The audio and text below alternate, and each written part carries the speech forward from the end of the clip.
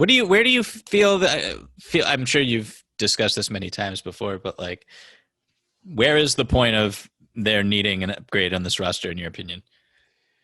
I think the biggest is just another reliable wing slash backcourt player that you can play in the postseason. Um, because I don't think you're going to get a meaningful upgrade. I mean, like Giles, I could see taking a chance on because he's young, and you can, if you sign him for 3 years, you could get some really good value out of that.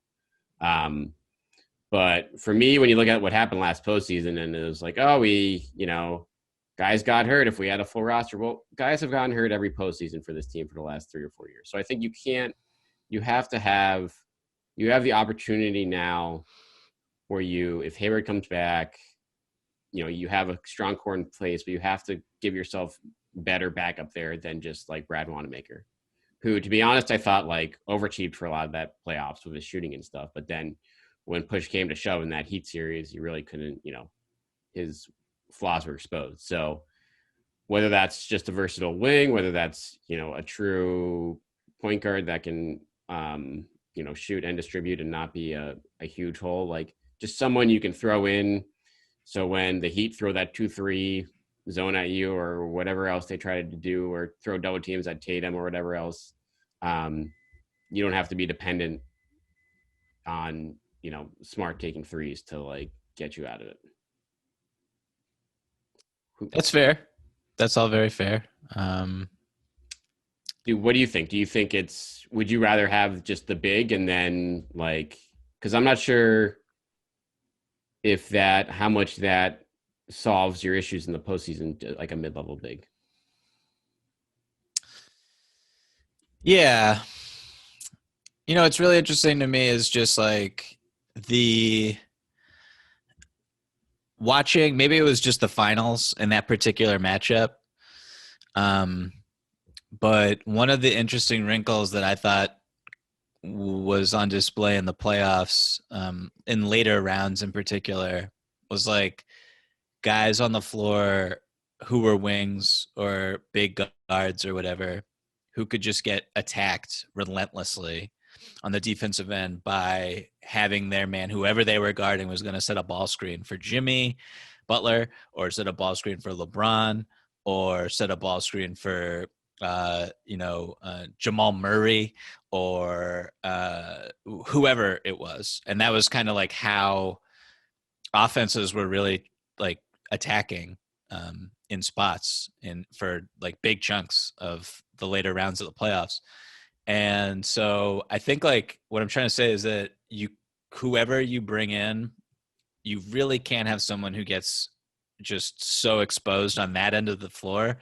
And they're not, like, Duncan Robinson was on the floor getting just brutalized, but he's also the best shooter on the planet, right, or in the bubble.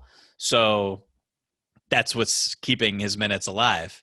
I think that is just a really important general thing that you need to be wary of if you want to win a title now, and if you are going to be going to the finals or the conference finals or whatever, you're gonna go up against a player who's probably like LeBron or like Kawhi, who will hunt down matchups that they want. And so I think that is just generally a big deal. And I wish that the Celtics did it more offensively against the Miami Heat in the conference finals, but Tatum was just too young, I guess.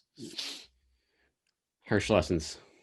But you're right. It's like finding, and the amount of those type of guys available in free agency, especially this year, are low. So they're going to be highly, sought after. Even a guy like, we talked about Galloway, like, you hope his 3-point shooting would outweigh his defensive woes. He's not like a terrible defender, but he's definitely not a plus on that side. So you have to find just the perfect, like you said, with Duncan Robinson, the guy whose, strengths outweigh the faults for whatever the 15, 20 minutes he's on the floor, and it matters.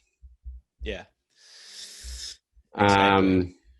So any other sneaky bigs you like before we move on to just some big picture NBA stuff to wrap up? Um, Not really. I what's Aaron Baines' deal? Is that could you see something like that happening, or would he cost too much money, or because he would be really valuable, I think. Yeah, that would make a lot of sense from a Celtics perspective. I would think he gets more than the taxpayer mid level. I think someone would give him, like, he made enough threes last year to where I think someone He was gives like him, the MVP of the first month of the right, season. which was insane because the Celtics literally gave him away. Um, but obviously, then he came back down to earth and injuries cropped up, which they tend to do with him. Um, so, I mean, the Suns, it'll be interesting to see how the Suns do. They could easily bring him back. He's good insurance for Aiton. He obviously fits there. Um, but they might have, bigger fish they want to go after via trade or in free agency itself. So if he does miss, he would I would go after him if he's on the market if you're the Celtics. But I don't think he's going to be available to them at a price they can afford.